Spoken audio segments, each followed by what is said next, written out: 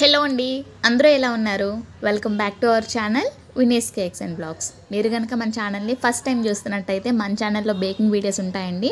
మీకు కనుక మన ఛానల్లో వీడియోస్ నచ్చినట్టయితే మాత్రం ఒక లైక్ చేసి సబ్స్క్రైబ్ చేసుకోవడం మర్చిపోకండి. సో ఈరోజు వీడియోలో అయితే 2 కేక్ డెకరేషన్స్ చూపిస్తున్నానండి. సో డెకరేషన్స్తో పాటు చాక్లెట్ మౌస్ కేక్ ఫిల్లింగ్ మనం ఏం చేసుకుంటామని కూడా చూపిస్తాను, చూసేయండి. ఓకేనా? సో 2 కేక్స్ అని చెప్పాను కదా, ఒకటైతే బటర్ స్కాచ్ కేక్ అనమాట. సో బటర్ స్కాచ్ బేస్ నేను ఆల్రెడీ ప్రిపేర్ చేసి పెట్టేసుకున్నాను. చాక్లెట్ మూస్ కేక్కి మనం చాక్లెట్ కేక్ని బేస్గా ప్రిపేర్ చేసుకుంటాం అనమాట. ఓకేనా? మనకి బేసిక్గా వెనిలా కేక్, చాక్లెట్ కేక్ రెండు పర్ఫెక్ట్గా వస్తే సరిపోతుందండి. మనం ఏ ఫ్లేవర్ కేక్ అయినా సరే ఈజీగా చేసేసుకోవచ్చు అనమాట. ఓకేనా? సో మీకు ఒక టేబుల్ ప్రిపేర్ చేసుకోమని చెప్పాను కదా, సో అందులోని ఇది కూడా నోట్ చేసుకోండి. చాక్లెట్ మూస్ కేక్లోని మనం కేక్ బేస్ ఏం చేసుకుంటాం, ఫిల్లింగ్ ఏం వేస్తాం, లాస్ట్లోని కోటింగ్ ఏం వేసుకుంటాం అని కూడా నోట్ చేసుకోండి. ఓకేనా? నేనైతే ఇక్కడ చాక్లెట్ గనాచ్ని ఆల్రెడీ ప్రిపేర్ చేసుకున్నానండి. ఇక్కడ నేను అప్పటికప్పుడు ప్రిపేర్ చేశాను అనమాట. ఏంటంటే 1:1 రేషియోలో తీసుకోవాలి. ఇది మనము నార్మల్గా డ్రిప్పింగ్స్కి కానీ లోపల ఫిల్లింగ్కి కానీ మనం ఎలా తీసుకుంటాం, 1 రేషియోలోని కాంపౌండ్ తీసుకుంటాం, 2 రేషియోలోని క్రీమ్ తీసుకుంటాం కదా. సో అదే ఈ చాక్లెట్ మూస్ కేక్కి మనం క్రీమ్లోని మిక్స్ చేసుకోవాలన్నమాట ఈ గనాష్ అనేది. సో దాన్ని మనం 1:1 రేషియోలో తీసుకోవాలి. ఓకేనా? ట్రఫిల్ రేషియో వేరేగా ఉంటుంది, చాక్లెట్ మూస్కి రేషియో వేరేలా ఉంటుంది, మనం డ్రిప్పింగ్స్కి ఇంకా ఫిల్లింగ్కి రేషియో వేరేలా ఉంటుందండి. సో అవన్నీ కూడాను మీకు ఒకసారి అర్థమైపోయాయి అంటే మీరు కేక్స్ అన్నీ కూడాను పర్ఫెక్ట్గా ఈజీగా టేస్టీగా కూడా చేసుకోవచ్చు అనమాట. సో మీరు ఇక్కడ చూస్తున్నట్టయితే నేను బటర్ స్కాచ్ ఫిల్లింగ్ అయితే చేసుకుంటున్నాను. బటర్ స్కాచ్ కేక్ కదా మనకి కస్టమర్ ఇచ్చారు. సో కస్టమర్ టేస్ట్ చేసిన తర్వాత చాలా హ్యాపీ అయ్యారండి. సో వాళ్ళ మదర్ కోసం కేక్ ఇచ్చారు. ఈ కేక్ అయితే నేను కొంచెం డిస్టర్బెన్స్ చేశాను. ఏమైందంటే కేక్ మీద ఫస్ట్ మనకి కస్టమర్ అయితే బ్రైట్ టు బీ అని చెప్పి ఒక కేక్ పెట్టారనమాట, బెంటో కేక్. నాకు ఇలాగా 1/2 kg కేక్ కావాలని చెప్పారు. నేను అదే చూశాను, హ్యాపీ బర్త్డే మెసేజ్ ఏం రాయాలి అని అయితే చూడలేదన్నమాట. సో నేనేం చేశాను, కేక్ మీద బ్రైట్ టు బీ అనే రాసేసాను. నేను ఎందుకైనా మంచిదని చెప్పి కస్టమర్ ఏ ఫ్లేవర్ ఇచ్చారు, ఏం మెసేజ్ ఏం చెప్పారు అని చెప్పి లాస్ట్లో చెక్ చేసుకుంటాను అనమాట. ఖచ్చితంగా చెక్ చేసుకుంటాను, ఎందుకంటే ఆర్డర్స్ కదా ఇవి. సో చెక్ చేసుకున్నప్పుడు ఏమైందంటే హ్యాపీ బర్త్డే అమ్మ అని ఉందన్నమాట. అంటే కస్టమర్ వచ్చేస్తానని కూడా చెప్పారనమాట ఒక 15 minutesలో. అప్పుడు నేనేం చేశాను ఏంటి అనేది వీడియోలో చూపిస్తాను లాస్ట్లోని, చూడండి. సో ఫస్ట్ అయితే దాన్ని క్రమ్ కోట్ చేసేసాను కదా, దాన్ని అయితే ఫస్ట్ ఫ్రిడ్జ్లో పెట్టేశాను. ఇప్పుడు మౌస్ కేక్ ఫిల్లింగ్ మనం ఏం చేసుకుంటాం అనేది చూపిస్తాను. ఓకేనా? ఇదైతే మనకి మౌస్ కేక్, మనకి 1 kg కేక్ ఇచ్చారండి కస్టమర్. కేక్ని అయితే నేను 6 inches టిన్లో బేక్ చేసుకున్నాను. మనకి కేక్ హైట్, సైడ్స్కి షేడ్స్ అన్నీ కూడా ఎలా ఉండాలి ఏంటి అనేది మనకి కస్టమర్ ఆల్రెడీ ఫొటోస్ పెడతారనమాట. సో ఈ కస్టమర్ కూడా అలానే ఒక బెంటో కేక్ చూపించేసి నాకు పైన ఈ డిజైన్ కావాలి, సైడ్స్కి కూడాను 2 షేడ్స్లో ఈ కలర్ కావాలని చెప్పి షేడ్స్ కూడా పెడతారండి. ఒకవేళ పెట్టలేదనుకోండి, కస్టమర్ ఆరెంజ్ కలర్ కావాలి, లావెండర్ కలర్ కావాలని చెప్పారనుకోండి, మీరు ఖచ్చితంగా కస్టమర్కి అడగాలి.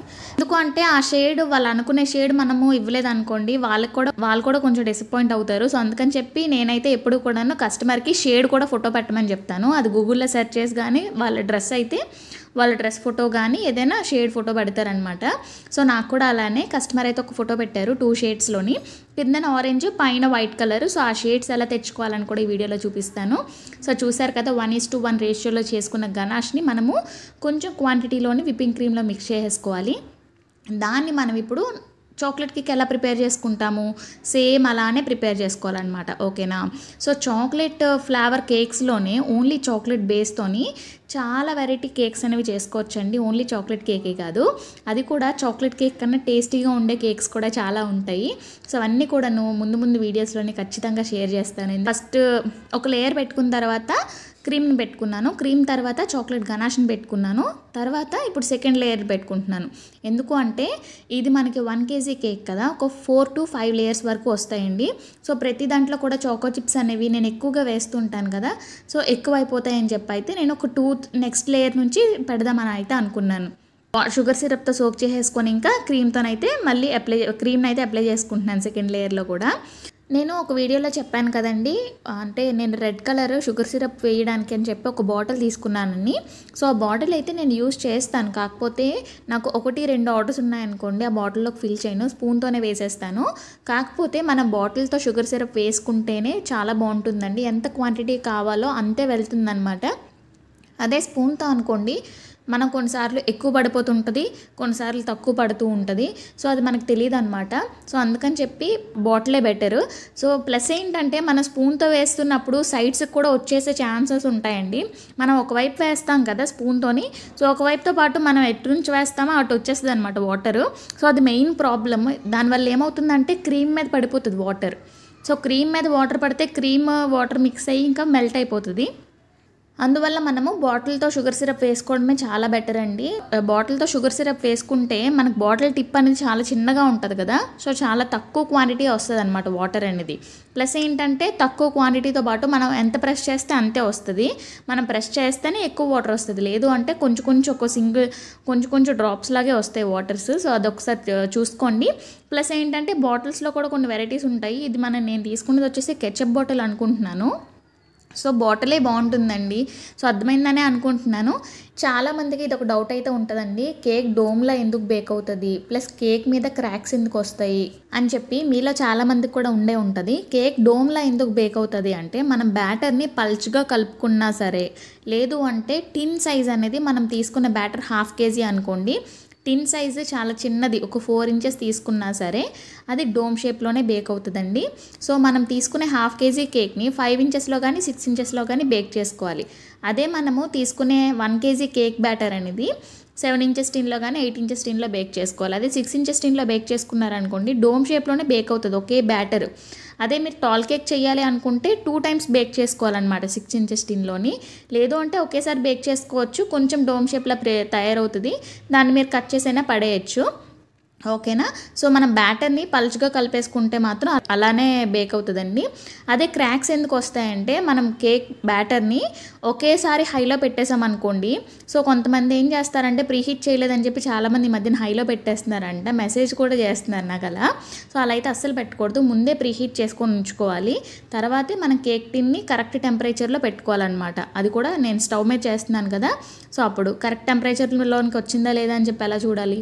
జస్ట్ వాటర్ డ్రాప్లెట్ అనేది మనం కుక్కర్ మీద కానీ ఏదైనా టిన్ మీద వేసినట్టయితే అది వెంటనే ఆవిరైపోవాలన్నమాట. సో అది మనకు అప్పుడు కరెక్ట్గా ప్రీహీట్ అయినట్టు. ఓకేనా. అండ్ మనకి పైన క్రాక్స్ ఎందుకు వస్తాయో చెప్తున్నాను కదా, కేక్ బ్యాటర్ని మనం కొంచెం హార్డ్గా మిక్స్ చేసుకున్న క్రాక్స్ అనేవి వస్తాయండి. ప్లస్ ఏంటి చెప్పాను, కేక్ కరెక్ట్ టెంపరేచర్కి బేక్ చేయకపోయినా లేదా హై టెంపరేచర్ పెట్టేసి తర్వాత కొంచెం సిమ్లో పెట్టినా సరే కేక్ మీద క్రాక్స్ అనేవి వచ్చేస్తాయి. ఎందుకు, మన హై టెంపరేచర్ పెట్టేసాం అనుకోండి, హైలో పెట్టేసాం ఫ్లేమ్, సో పెట్టేసిన తర్వాత కేక్ బ్యాటర్ అంతా కూడాను ఆ వేడికి బాగా పొంగుతుంది ఫస్ట్. సో పొంగి క్రాక్స్ వచ్చేస్తాయి, తర్వాత లోపలిది బేక్ అవుతుంది అనమాట తర్వాత పెట్టిన సిమ్కి. సో అదనమాట. సో ఈ రెండింటి క్వశ్చన్స్ కూడాను క్లియర్ అయ్యాయని అనుకుంటున్నాను ఈ వీడియోలోని. సో ఇంకా ఈ బటర్ స్కాచ్ కేక్ డెకరేషన్ దగ్గరికి వచ్చేద్దాం. చూస్తున్నారు కదండి, ఈ క్రీమ్ కోసం నేనైతే mint green colour gel colour తీసుకొని కొన్ని డ్రాప్స్ యాడ్ చేసుకున్నానండి విప్పింగ్ క్రీమ్లోని. మనకు కొంచెం లైట్ షేడే కావాలి అందుకని చెప్పి చాలా తక్కువ జెల్ కలర్ అయితే యూస్ చేసుకున్నాము. సో తర్వాత క్రీమ్ మిక్స్ చేసుకొని ఫినిషింగ్ అయితే ఇచ్చేసాను కదా, ఇప్పుడు నేను డెకరేట్ చేస్తాను. సో డెకరేట్ చేసిన తర్వాత చెప్పాను కదా మామ్ టు బీ అని రాసేసాను, దాన్ని ఎలా కన్వర్ట్ చేశానని కూడా చూపిస్తాను. సో ఏంటంటే నేను కేక్ని ఫ్రిడ్జ్లో పెట్టలేదు కదా, సో ఫ్రిడ్జ్లో పెట్టకపోవడం వల్ల కొంచెం ప్లస్ అయిందండి. ఫ్రిడ్జ్లో పెడితే ఏంటంటే ఆ నేమ్ అనేది కేక్కి సెట్ అయిపోతుంది అనమాట, అప్పుడు మళ్ళీ మనకి క్రాక్స్లా వచ్చేస్తాయి. క్రీమ్ అనేది బాగా సెట్ అయిపోయిన తర్వాత కూలింగ్కి మనం తీస్తుంటే క్రాక్స్లా వచ్చేస్తాయి అనమాట. సో అలా అయితే అస్సలు తీయకూడదు. ఫినిషింగ్ మొత్తం కంప్లీట్ అయిపోయిన తర్వాత మాత్రమే ఫ్రిడ్జ్లో అయితే పెట్టేసుకోవాలి. సో నేను కూడా అలానే చేశాను. సో ఇప్పుడు మీరు చూస్తున్నారు కదండి, చిన్న చిన్న ఫ్లవర్స్లా వేసుకున్నాను కదా, దాన్ని నేను జస్ట్ నార్మల్ పైపింగ్ బ్యాగ్లోని వైట్ కలర్ విప్పింగ్ క్రీమ్ తీసుకున్నానండి. విప్పింగ్ క్రీమ్ని తీసుకొని జస్ట్ ఏం నాజిల్ పెట్టకుండా జస్ట్ లైట్గా చిన్న టిప్ అనేది కట్ చేసుకున్నాను, ఎడ్జ్లోని కట్ చేసుకొని ఇలాగా మీకు ఒక 2-3 ఫ్లవర్స్ చూపించాను కదా, సో అలా అయితే డెకరేట్ చేసుకున్నాను అనమాట. సో సేమ్ అలానే సైడ్స్ కూడా ఒక చిన్న చిన్న హార్ట్స్ పెట్టేసుకొని సిల్వర్ బాల్స్తో అయితే నేను ఇలా డెకరేట్ చేసుకున్నాను. సో చూస్తున్నారు కదా, నేనైతే ఫస్ట్ నేమ్ అంతటిని కూడాను స్క్రాపర్తో తీసేసుకున్నానండి. నేనేం చేశాను, షేడ్ కేకే కదా ఇది, సో లైట్ షేడ్ కేక్ మీద మనము వైట్ విప్పింగ్ క్రీమే వేసుకున్నాం కాబట్టి పెద్దగా మనకి గజిబిజిలా కనిపించలేదు అనమాట. అదే డార్క్ షేడ్ బ్లాక్ కలర్ కానీ రెడ్ కలర్తో రాసి ఉంటే కొంచెం షేడ్ అనేది డిస్టర్బ్ అయ్యేదన్నమాట. సో అదొక ప్లస్ పాయింట్ అయ్యింది నాకు. మనకి కస్టమర్ పెట్టిన ఫోటోలో కూడా వైట్ కలర్ క్రీమ్తోనే నేమ్ కూడా ఉందన్నమాట. సో నేనైతే ఫస్ట్ మొత్తం ఒక లైన్ కూడా కనిపించకుండా ఇవ్వాలని అయితే అనుకున్నాను నేను. సో అందుకని చెప్పి ఇంకా క్రీమ్ని ప్యాలెట్ నైఫ్తోని తర్వాత స్క్రాపర్తోని అలా అడ్జస్ట్ చేసుకున్నాను అనమాట. సో చూస్తున్నారు కదా. సో మొత్తం అంతా కూడాను నీట్గా క్లియర్ చేసేసిన తర్వాత మళ్ళీ హ్యాపీ బర్త్డే మామ్ అని చెప్పి అయితే రాశాను. సో నేను ఎలా క్లియర్ చేస్తున్నాను ఏంటి అనేది ఒకసారి చూస్తున్నారు కదా. సో అలాంటి టైంలోని అస్సలు అంటే టెన్షన్ పడకుండా మనం ఏం చేయాలి ఏంటి అనేది ఒకసారి ఆలోచించి చేసినట్టయితే మనకి ఏవో ఒక థాట్స్ అనేవి గుర్తొస్తాయండి. సో తర్వాత క్లీనింగ్ అయితే అయిపోయింది కదా, ఆ పార్ట్లోనే హ్యాపీ బర్త్డే అని చెప్పి అయితే రాసేస్తున్నాను అనమాట. సో మీలో చాలామంది ఇంకొక డౌట్ కూడా అడిగారండి, మీరు నేమ్స్ దేంతో రాస్తారని చెప్పి. సో మీరు ఇక్కడ చూసినట్టయితే నేను విప్పింగ్ క్రీమ్తోనే రాస్తున్నానండి. అదే కొన్ని కేక్స్లోని చాక్లెట్ గనాచ్తో రాస్తాను, కొన్ని కేక్స్లోని న్యూట్రల్ జెల్తో రాస్తాను అనమాట. న్యూట్రల్ జెల్ అయితే నేను చాలా తక్కువ యూస్ చేస్తానండి, అది ఎందుకు అది పెద్దగా యూస్ చేయబుద్దేదు నాకు, అందుకని చెప్పి ఇంకా విప్పింగ్ క్రీమ్తోనే రాసేస్తాను. విప్పింగ్ క్రీమ్లోనే మ్యాక్సిమం కలర్స్ అన్నీ కూడా కలిపేసుకుంటాను అనమాట. ఓకేనా. సో అది కూడాను మనకు నార్మల్గా స్టిఫ్ పీక్లో మనము యూస్ చేస్తాం కదా, అలా కాకుండా కొంచెం క్రీమీ టెక్స్చర్లోకి వచ్చిన తర్వాత నేమ్స్ గట్రా రాసుకోవడానికి బాగుంటాయి. ఈ హార్ట్స్ కానీ చిన్న చిన్న డాట్స్ కానీ పెట్టుకోవడానికి కూడా కొంచెం క్రీమీ టెక్స్చర్లోనే రావాలన్నమాట. అండ్ నెక్స్ట్ మనం ఇక్కడ 1 kg చాక్లెట్ మోస్ కేక్ అని చెప్పాను కదా. నార్మల్గా ఈ కేక్కి మనము వైట్ విప్పింగ్ క్రీమ్తో అయితే ఫినిషింగ్ చేయమండి. ఎందుకు అంటే మనము క్రీమ్ మిక్స్ చేసుకున్నాం కదా, చాక్లెట్ గనాష్ ప్రిపేర్ చేసుకొని 1:1 రేషియోలోని. సో అదే క్రీమ్తోని మనము చాక్లెట్ ఈ కేక్కి ఫినిషింగ్ అనేది చేసుకుంటాం. కాకపోతే మనకి ఇక్కడ కస్టమర్ అనేది కస్టమైజ్డ్ ఫోటో ఒకటి పెట్టారు. సో దానివల్ల మనకి ఫోటో ఎలా ఉందో అలానే చేయాలి కాబట్టి ఇంకా వైట్ విప్పింగ్ క్రీమ్ అయితే వేసుకున్న తర్వాత ఫినిషింగ్ అయితే చేసుకుంటున్నాను. మన ఛానల్లో ఆల్రెడీ చెప్పానండి డబల్ షేడ్ ఎలా తెచ్చుకోవాలని చెప్పి. ఒకసారి మోక్ష బర్త్డే కేక్ చేశాను కదా, pink and white shade. So అలానేనమాట. కస్టమర్ మనకి ఆరెంజ్ అండ్ వైట్ షేడ్లో ఒక ఫోటో పెట్టారు. So orange and white shade మనకి ఎలా తెచ్చుకుంటాము, డార్క్గా ఉండే క్రీమ్ని మిక్స్ చేసుకోకూడదండి. క్రీమ్ మిక్స్ చేస్తే ఏంటంటే మనకి లైట్ షేడ్ వస్తుంది. సో అందువల్ల మనం కలర్ని తీసుకొని డైరెక్ట్గా ప్యాలెట్ నైఫ్తో కానీ ఇలాగ స్క్రాపర్తో కానీ ఫస్ట్ తీసుకొని అప్లై చేయాలన్నమాట కేక్ మీద. తర్వాత మనం స్క్రాపర్తో స్క్రాప్ చేసుకున్నట్టయితే మనకి నచ్చిన షేడ్ డార్క్ షేడ్ కావాలంటే డార్క్ అలా వస్తుందండి. సో ప్లస్ ఏంటంటే మనకి ఫినిషింగ్ కంప్లీట్ అయిపోయిన తర్వాత ఈ షేడ్ తెచ్చుకుంటాం కదా, సో మనము ఫినిషింగ్ కంప్లీట్ అయ్యాక ఫ్రిడ్జ్లో పెట్టకూడదు కేక్. సో ఇలాంటి షేడ్స్కి మళ్ళీ స్క్రాప్ చేయాల్సిన పని కనుక ఉన్నట్టయితే ఫ్రిడ్జ్లో పెట్టకుండా మనం వెంటనే ఆ పని అయితే చేసుకోవాలన్నమాట. సో చెప్పాను కదా, డబల్ షేడ్ తెచ్చుకోవడానికి మనం మళ్ళీ కలర్ని పెట్టుకున్నాం కాబట్టి కేక్ని బయటే ఉంచేసి షేడ్ వేసేసుకున్న తర్వాత నేను ఫ్రిడ్జ్లో అనేది పెట్టుకున్నాను. ఆ తర్వాత డెకరేషన్ చేశాను కదా, ఆ పైన బొమ్మ వేశాను కదా, అదైతే నా ఫోన్లో ఉందండి. సో అందుకని చెప్పి ఇంకా వీడియో తీయడం అయితే కుదరలేదు. సో దాన్ని ఫ్రిడ్జ్లో పెట్టేసి ఇంకా ఈ కస్టమర్ అయితే వచ్చేసారు. సో అందుకని చెప్పి ఇంకా బాక్స్లో పెట్టేసి ప్యాక్ చేసేస్తున్నాను. సో సేమ్ ప్యాకింగే 1 kg కేక్ కూడా చేస్తానండి. అది హైట్ కేకే కానీ మనకి 1 బాక్స్ అనేది 5 inches హైట్ అయితే ఉంటుందన్నమాట. సో అందుకని చెప్పి ఇంకా బాక్స్ అయితే సరిపోతుంది. సో ఇదండి ఈరోజు వీడియో మీకు ఎలా అనిపించిందో కామెంట్ సెక్షన్లో చెప్పేయండి. సో మళ్ళీ నెక్స్ట్ వీడియోలో మంచి కేక్ వీడియోస్తో కలుద్దాం. బాయ్.